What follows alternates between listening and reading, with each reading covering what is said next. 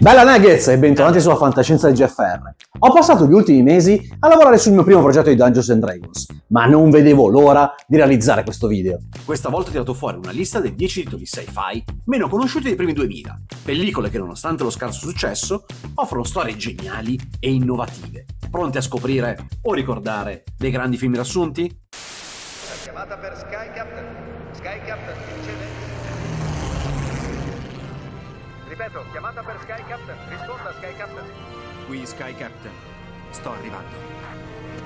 In un mondo retrofuturistico, sospeso tra l'eleganza dell'Art Deco e uno sviluppo fantascientifico dovuto al genio di Leonardo da Totenkopf, la giornalista Polly Perkins indaga su una misteriosa ondata di sparizioni di scienziati di fama mondiale. Ma quando dei giganteschi robot in marcia iniziano a calpestare e devastare New York,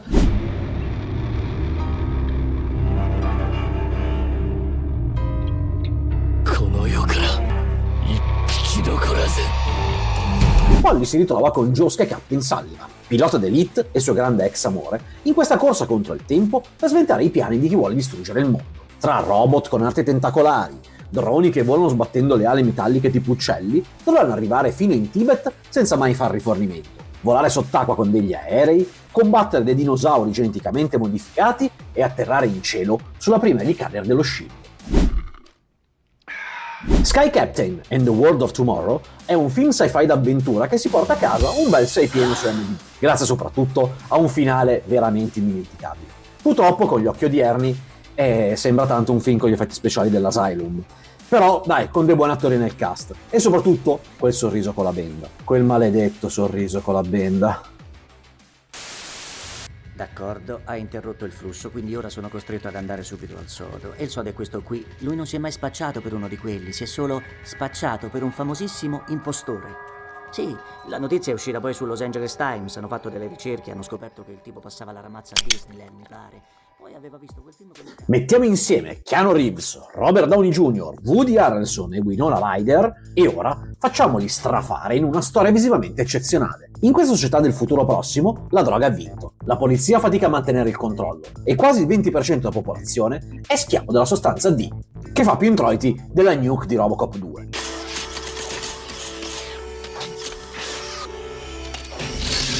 Ma il governo ha progettato delle tute che possono modificare l'aspetto dei suoi agenti infiltrati e insieme a questa nuova tecnologia un complesso sistema che rende impossibile riconoscersi anche tra gli agenti stessi.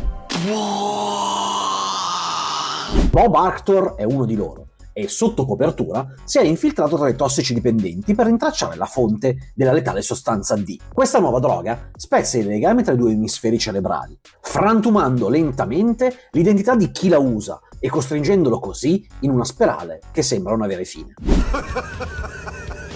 Un oscuro scrutare è un thriller psichedelico, politico e filosofico che si dipana nei dialoghi di tre amici completamente fatti. Grazie a un'animazione fluida e onirica e soprattutto inquietante, racconta questa storia di un eroe senza nome. Con un bel 7 su IMDb, anche questo film aveva un finale che rimaneva impresso, grazie soprattutto alla citazione dell'omonimo romanzo da cui trae ispirazione. Inoltre, sebbene gli affari a breve termine siano diminuiti considerevolmente, quasi tutti i manager sembra non abbiano alterato la loro idea ottimista sulla possibilità di futuri. Morgan Sullivan, un contabile disoccupato, cerca una via di fuga dalla monotonia di una vita suburbana. L'uscita la trova quando accetta un lavoro come spia aziendale per la potente Digicorp. Il suo compito? Infiltrarsi in conferenze per raccogliere dati sensibili e poi rivenderli. Morgan però scopre che le informazioni che trasmette fanno parte di un programma di lavaggio del cervello. La realtà inizia a sgretolarsi, i sogni si confondono con il mondo reale, mentre le sue memorie sembrano non più sue, sembra come se qualcuno gliel'avesse innestate. Attenti, arriva una sorpresa! Ora gli piace bere, fumare e si sente irresistibilmente attratto da una donna di nome Rita. Lei lo mette in guardia però dai piani della Digicorp e dal loro desiderio di impossessarsi di tutto il suo essere. Starà mentendo anche Rita? Diretto dal regista di Cube, Vincenzo Natali, Cypher è un labirinto psicologico di doppi e tripli giochi, dove dentro ogni matriosca si nasconde un nuovo complotto. Precursore di Severance? Sotto alcuni aspetti sì, però con un onesto 6.7 su IMDb. It travels forward normally towards the B end, and when it gets there, the feed runs down parabolically until it's just stopped, but it doesn't. It curves back around towards the A end. And when it gets back to the A end, now curve that around. Okay, now the Weeble has experienced a total of 2 minutes. And again, it curves back around, it curves parabolic. Right. Ma che cazzo stai a dire? Realizzato con solo $7.000 e vincitore del Sundance Festival 2004, Primer purtroppo non è mai approdato nel nostro paese. Non esiste una versione italiana, ma è quel genere di film che, se siete amanti dei viaggi nel tempo, vale tutta la fatica. In un garage qualsiasi, 2 giovani ingegneri stanno costruendo dispositivi sperimentali per arrotondare qualcosina, studiando la massa e la gravità. Ma qualcosa non va come progettato, e uno dei dispositivi sembra modificare un asse differente da quello gravitazionale. Però come funziona? Andiamo ad accendere la box all'orario in cui vogliamo tornare indietro nel tempo, e poi ci rinchiudiamo in una stanza di un hotel senza avere alcuna interazione con il resto del mondo. Passiamo 6 ore lì dentro, e prima di tornare alla box temporale, guardiamo il mercato azionario per sapere su chi investire. Inseriamoci nella scatola per altre 6 ore, e così la tecnologia ci riporterà indietro nel tempo al momento in cui abbiamo acceso la box la prima volta. Esisteranno però 2 copie di noi ora. Una si dirigerà all'hotel, mentre il noi stesso con le conoscenze del futuro andrà avanti nella giornata, vivendo di fatto una giornata di 36 ore. L'importante è non creare paradossi interagendo con gli altri noi stessi. Momento.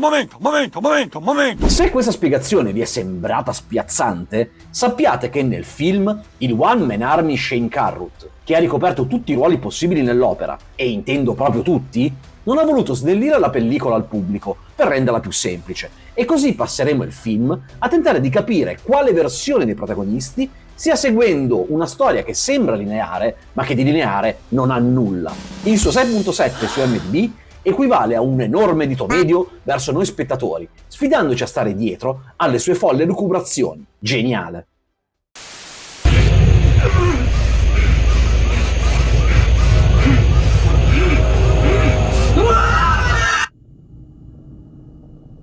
Nel silenzio dello spazio profondo, 2 astronauti si risvegliano da un sonno criogenico per i controlli biennali della loro nave. C'è nessuno! L'ipersonno causa vuoti di memoria temporanei e devono sovraintendere questa immensa arca spaziale. Il tenente Peyton, ovviamente il mio immancabile Dennis Quaid, È inevitabile. e il caporale Bauer tentano di ricostruire che cosa sia accaduto sulla nave Elysium e perché i sistemi sono in sovraccarico mentre nessuno ha accesso al punto di comando. C'ha certi cazzi, ma sa che nemmeno tu che sei pratica l'hai visti mai. Man mano che Bauer esplora la nave, scopre che non è solo. Creature mutanti si nascondono nell'oscurità e cacciano chiunque si muova. Le creature sono vere o sta soffrendo da sindrome orbitale disfunzionale, anche detta Pandorum? Peyton, che invece del Tympanettonum,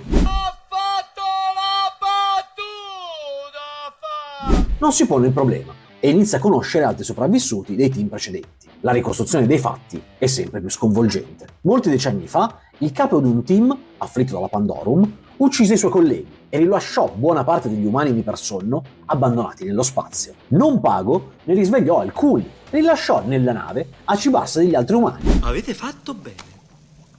Bella scelta. Le creature che si muovono nell'ombra sono in realtà dei cannibali mutanti che una volta erano dei coloni. Con un 6.7 su IMDb, Pandorum mescola un po' di horror, un po' di thriller psicologico in chiave sci-fi, ma che in realtà non ci regala quasi nulla di nuovo per chi come noi ama il genere. È il Sam originale? Eh? Io sono il Sam originale. Io sono Sam Bell, cazzo. Io! Che sono un clone? Hai appetito? Sulla Luna, il confine tra solitudine e follia è sottile. Sam Bell è l'unico operatore di una base lunare automatizzata, della Lunar Industries, incaricato di sorvegliare l'estrazione dell'elio 3, una risorsa energetica fondamentale per la Terra. Potere del cristallo di luna! Vieni a me! Dopo 3 anni di isolamento, con il solo supporto del fedele robot Gertie, Sam è oramai stanco, provato e pronto a tornare a casa dalla sua famiglia. Ma un incidente lo costringe a confrontarsi con qualcosa che non avrebbe dovuto esistere: un se stesso all'interno di un veicolo da lavoro. Chi è davvero Sam Bell? Perché non ricorda certe cose? E quante verità sono state sepolte sotto la superficie polverosa della Luna? Con un'ambientazione minimalista e soprattutto claustrofobica, Moon non ha bisogno di alieni fantascienza estrema. La sua forza sta nel lento e inquietante crescendo della scoperta di ciò che sta accadendo sulla Luna e nella grande interpretazione di Sam Rockwell. Vuoi dire che sei stato Gesù Cristo? Oh no, non quello che intendi tu. Io ero solo un profeta. Siamo davanti a uno di quei rari film che catturano l'immaginazione con la sola forza dei dialoghi. Solo degli amici, una stanza e un'idea sconvolgente. Qualunque sia la vostra decisione, il verdetto deve essere unanime. John Oldman, un professore universitario, sta per trasferirsi e cambiare facoltà. Invita così i suoi colleghi per una festa di addio. E durante questa festa, John gli rivela che sta lavorando a un nuovo libro. Il soggetto, un uomo di Cro-Magnon immortale, vivo da oltre 14.000 anni. Con tono calmo, John racconta in prima persona come è sopravvissuto all'età della pietra, come ha camminato con Buddha, incontrato Gesù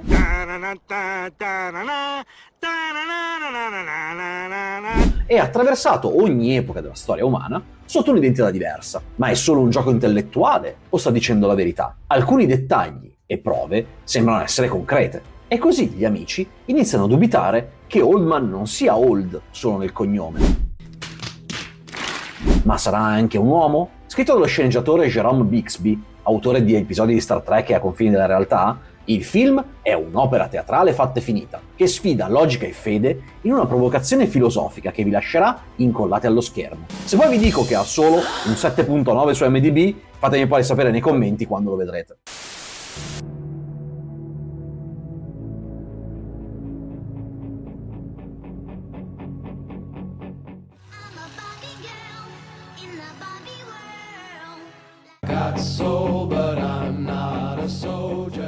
Siamo in una Los Angeles alternativa del 2008, devastata da un attacco nucleare in Texas e sull'orlo del baratro. Potrebbe essere peggio. E come? Con una narrazione frammentata, visioni bibliche e una colonna sonora onirica in cui i cantanti fanno gli attori, Southland Tales è un puzzle psichedelico che non si può spiegare facilmente. Tutto ruota attorno a un'energia alternativa chiamata Fluid Karma, a una rete di sorveglianza onnipresente e a un imminente collasso spazio-temporale.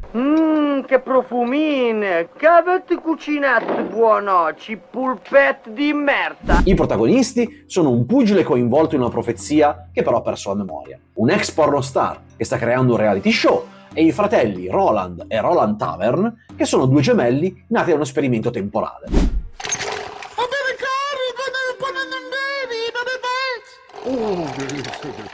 È un cult mancato, ma di sicuro una pellicola indimenticabile. Una chiara derivazione linciana a forma di spirale in cui il padre di Donnie Darko ci trascina a forza mescolando satira politica, fantascienza, cyberpunk, paradossi temporali, video musicali e caos allo stato puro. Inutile dire che fu un flop apocalittico, tra fischi in sala quando venne presentato a Cannes e un incasso irrisorio quando uscì al cinema in una versione ridotta da un paio d'ore. Fu lì che però mi stupì di Justin Timberlake come attore. Lì e nel video di Lonely Island.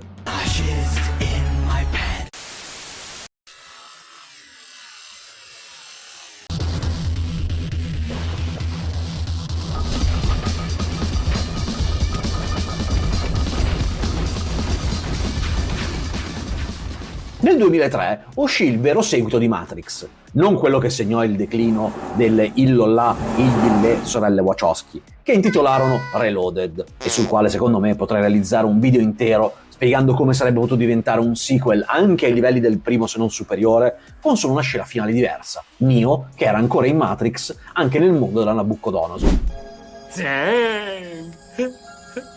Vi voglio parlare degli Animatrix, uno spin-off antologico in stile più recente Love, Death and Robot, composto da 9 storie animate, ognuna con il suo stile e che si focalizza su un aspetto del codice di Matrix, ma che però non è un semplice spin-off. È la chiave che apre le porte più oscure e affascinanti del background del film.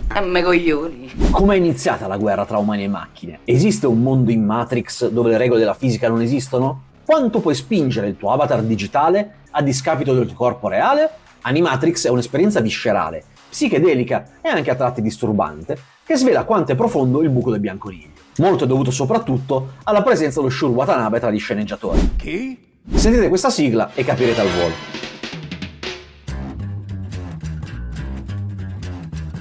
I think it's time to blow this scene. Get everybody in the stuff together. Okay, 3, 2, 1, let's jam. E questo che significa?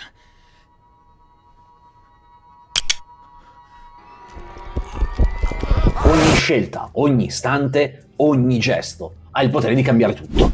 Sì, ma niente di serio.